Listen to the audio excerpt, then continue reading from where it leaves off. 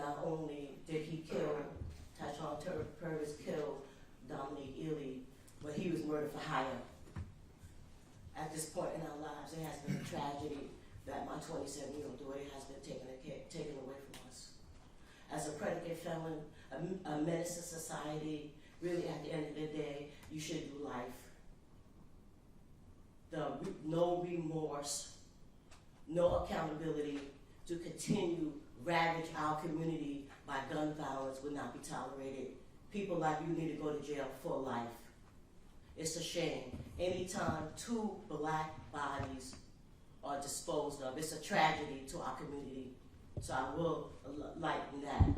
At the end of the day, I will actually pray for you. I hope that in your incarceration that you will find a new way, a new thinking, and a new heart. But jail, you must go. Anytime that we use guns and take the power of our legal society away, it destroys our community. My daughter, Dominique Eley, was on her way to be a star. She was an entrepreneur. She was a lovely author. She was the star of our lives. And the great thing about Dominique is that she loved her community. And so in the process of that, we do a lot to let her name keep moving on. So I'm going to end it on this. I don't know what you are going to get convicted of, but you don't deserve the right to be around kids, family, children, community.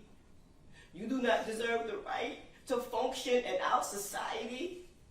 You do not deserve the right to breathe the air of people who believe in the humanitarian spirit. At the end of the day, with murder for hire, you went out your way to purposefully, strategically kill another individual. This wasn't a mishap. You planned it. You planned it. And due to the good work of this legal system, they have dotted their I's and crossed their T's, then you will not come home on an appeal. You will not come home on an appeal. And I think that was a great job of this court. Y'all did a great job in pinning him down to a liar who constantly said, not me, it wasn't me, and it was you. And Ryan Carter, you did a fantastic job of doing that. My family has been traumatized, disappointed, hurt. We'll never be the same again. She was my baby girl, my life. So just as you miss your kids, I miss mine. Well, you will do it in the penitentiary. And I hope that your sentence is the max, because that's what you deserve. You deserve the max. This community is suffering from gun violence. This community is suffering from poverty and the social determinants of health. If we don't stand up for something, we'll die. We'll die, and we won't thrive. But people like you must be removed from our community so that we can do better, so that we can grow, so our kids can be educated and be all they can be. That's all we ask for in our lives. But we have to get rid of criminals who think they can use guns in our community and kill and gun down our children like people eat candy. The access to guns that you have had. You have been on Twitter, Facebook, social account, trying to sell a gun that murdered my daughter? You have no remorse. You have no remorse. I fight that this system keeps it up. We lock every criminal away who believes that they need to take a gun and kill people in our community. We will fight.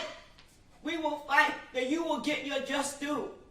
So that hopefully that your heart and your humanitarian spirit and the love for your children and your family, you'll find it in a penitentiary.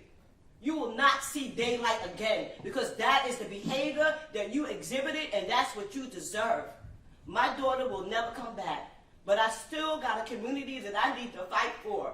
That gun violence has to be addressed. That people who think they can buy guns have to be addressed. That access to guns in our community has to be addressed. It cannot go across as a minimum of concern. These crimes are in our community because the access of guns.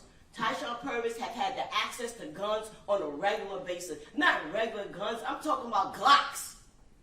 They are purchasing guns on a high quality to come into our local community. This is a tragedy.